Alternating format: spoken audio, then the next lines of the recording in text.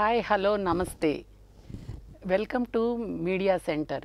నా పేరు doctor R Kusumakumari, Telugu విభాగాధిపతి డాక్టర్ విఎస్ కృష్ణ ప్రభుత్వ డిగ్రీ కళాశాల విశాఖపట్నం. ఈరోజు నేను చెప్పబోయేటటువంటి అంశం సిసిఈ వారు నాకు ఇచ్చినటువంటి అంశం రాయప్రోలు సుబ్బారావు గారి కవి పరిచయం. రాయప్రోలు సుబ్బారావు గారి గురించి చెప్పాలి అంటే విశ్వనాథ సత్యనారాయణ గారి మాటల్లో కవి యొక్క అవిస్పష్ట వాంఛాంకురము, ఒక అంతర్నిగూఢ తాపము ఒక చిన్న కావ్యంలో ఊదబడినచో అది భావకవిత్వం అనవచ్చు అని విశ్వనాథ సత్యనారాయణ గారు చెప్పినట్లు భావకవిత్వానికి ఆద్యుడు రాయప్రోలు సుబ్బారావు గారు. ఈయన స్పృశించని భావకవిత్వంలో స్పృశించని అంశం అంటూ లేదు. ప్రణయ కవిత్వము, ప్రకృతి కవిత్వము, అలాగే మధుర కవిత్వము, మధుర భక్తి కవిత్వము, మర్మ కవిత్వము, స్మృతి కవిత్వము, అలాగే స్మృతి కవిత్వము, తర్వాత కృషివల కవిత్వము అని చెప్పేసి ఈ విభాగాలు, దేశభక్తి, జాతీయ అభిమానం, రాష్ట్రభక్తి, ఇవన్నీ కూడా ఈ భావకవిత్వంలో రాయప్రోలు గారు అన్ని అంశాలని కూడా సృష్టించి తన రచనల్ని చేశారనడం ఎంతో ముదావాహం. అయితే నాకు సిసిఎల్ఎంఎస్ వారు ఇచ్చినటువంటి ఈ రాయప్రోలు సుబ్బారావు గారి కవిత్వం గురించి చెప్పాలి అంటే ఆచార్య రాయప్రోలు సుబ్బారావు గారి పేరు వినగానే భావ కవిత్యోద్యమ మార్గదర్శకులన్న విషయం స్ఫురిస్తుంది. దేశభక్తి కవిత్వ ప్రబోధం, ఆంధ్రాభిమానం గుబాళిస్తాయి. ఆధునిక కవిత్వానికి యుగకర్తగా ఆరాధ్యులైన రాయప్రోలు బహుముఖ ప్రజ్ఞాశాలి.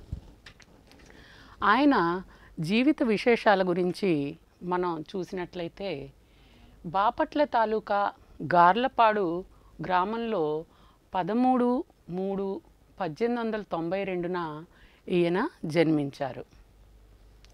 మేనమామ అవ్వారు సుబ్రహ్మణ్య శాస్త్రి దగ్గర సంస్కృతాంధ్రాలు నేర్చుకున్నారు.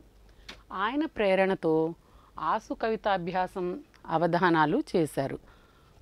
అలాగే పల్లె ప్రాంతాల్లో కొత్తిమీర చేల మీద, కుండ పొదుగులతో భారంగా నడిచే చూడి ఆవులపైన, ఊరి చెరువు నుండి బిందెలతో నీళ్లు మోసుకొచ్చే పల్లె పడుతులపైన ఆసు కవితలు చెప్పేవారు.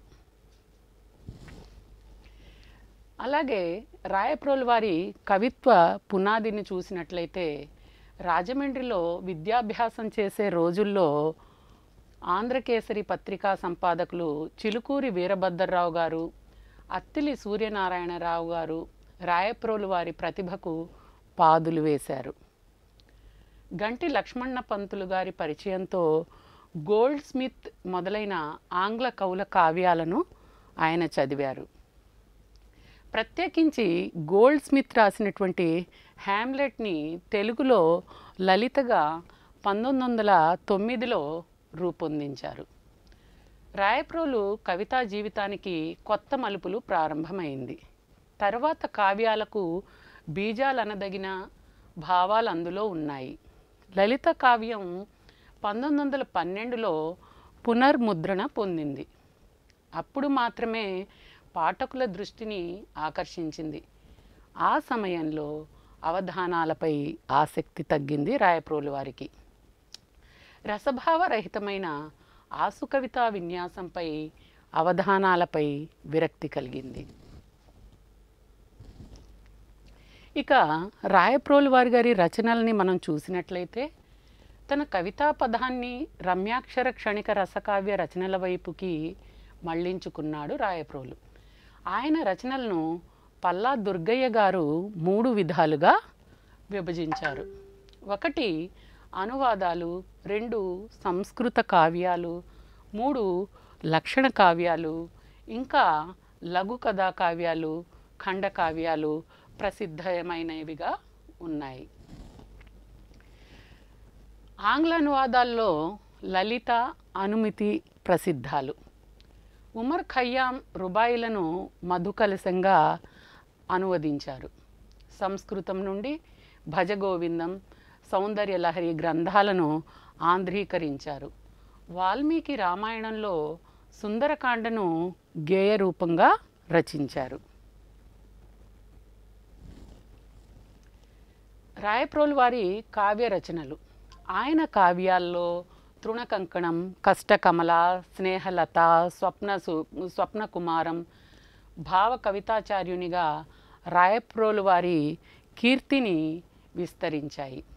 ఆంధ్రావళి, జడకుచ్చులు, వనమాల, మంజరి మొదలైన ఖండకావ్యాలు లబ్ధి ప్రతిష్ఠునిగా తీర్చిదిద్దాయి. రమ్యాలోకం, మాధురీ దర్శనం వంటి లక్షణ గ్రంథాలు కవిత్వాన్ని గూర్చి, రసాలంకారాలను గురించి పద్యాల్లో చెప్పిన పండితామోదం పొందాయి. రూపనవనీతం అనే గ్రంథం స్త్రీ మనస్తత్వ ప్రతిపాదనకు సంబంధించింది. ఆయన తృణకంకణం కావ్యం నవ్య కావ్యాల్లో మొదటిగా ప్రశంసించబడింది. ఆచార్య ఖండవల్లి లక్ష్మీరంజనం గారు ప్రేమతత్వాన్ని ప్రవచించడానికి పుట్టిన గీతాశాస్త్రంగా అభివర్ణించారు. ఈ కావ్యంలో ప్రధాన రసాన్ని అమలిన శృంగారంగా పేర్కొన్నారు. ఖండవల్లి వారు ధర్మ శృంగారంగా వర్ణించారు. సంభోగమే ప్రధానంగా వర్ణించిన పూర్వకవుల శృంగార రస సిద్ధాంతం రాయప్రోలు వారికి నచ్చలేదు. అందుకే అమలిన శృంగారాన్ని ప్రతిపాదించారు. కేవల సౌందర్యాపేక్షతో, సంభోగ వృద్ధితో కూడిన శృంగారం లేదా ఆనందం మలినమైనది. లౌకిక వాదాలకి అతీతంగా వియోగ శృంగారమే పవిత్రంగా పొందే రసానందమే అమలిన శృంగారం అన్నది రాయప్రోలు వారి సిద్ధాంతం. ఉపనిషత్తులు మొదలు లక్షణ గ్రంథాల్లోని రస సిద్ధాంతాలను మదించి తీసిన నవనీతమిది అని సీనారే చెప్పిన అభిప్రాయం సమంజసంగా ఉంది. ప్లేటో ప్రేమ సిద్ధాంతానికి అమలిన శృంగార సిద్ధాంతంతో పోలికలున్నాయని కూడా ఆచార్య సి నారాయణ రెడ్డి తులనాత్మక పరిశీలన చేశారు. రాయప్రోలు వారిపై రవీంద్రుని ప్రభావం గాఢంగా ఉంది. శాంతినికేతనంలో ఆయన శిష్యుడిగా అమేయమైన వ్యక్తిత్వాన్ని రూపొందించుకున్నాడు. కొమర్రాజు లక్ష్మణరావు గారి సహచర్యంతో విజ్ఞానాన్ని పెంపొందించుకున్నాడు రాయప్రోలు. గురజాడ, రవీంద్రుల స్ఫూర్తితో ఆంగ్ల కవులైన గోల్డ్ స్మిత్, టెన్నిసన్ల ప్రభావంతో కొమర్రాజు లక్ష్మణరావు, గుంటి లక్ష్మణ పంతులు, ఆంధ్రరత్న దుగ్గిరాల గోపాలకృష్ణయ్య మొదలైన వారి సాహచర్యంతో ఆయన కవిత్వ రచన సాగింది. ఆధునిక యుగకర్తగా కీర్తించబడిన రాయప్రోలు వ్యక్తిత్వాన్ని ఆచార్య జీవి సుబ్రహ్మణ్యం గారు ప్రశంసించారు.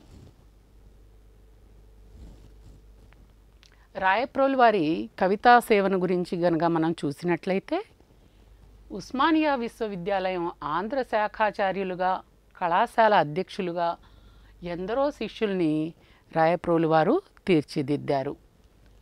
ఆంధ్ర సాహిత్య అకాడమీ కార్యవర్గ సభ్యులుగా గణనీయమైన సేవ చేశారు.